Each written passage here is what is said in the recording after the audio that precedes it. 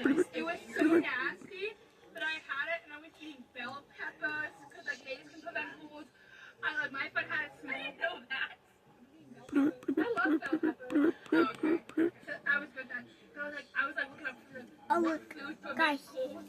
I was like eating those foods, trying not to get sick. So I really don't understand eating. Was that good? Like, I put your face inside the hole. We are on our way to Build-A-Bear, and we will update you whenever we get there. And we're gonna go build some Christmas Build-A-Bears. Oh yeah, baby! All right, you guys. So we made it to the mall, and now we're gonna go inside. We're gonna talk.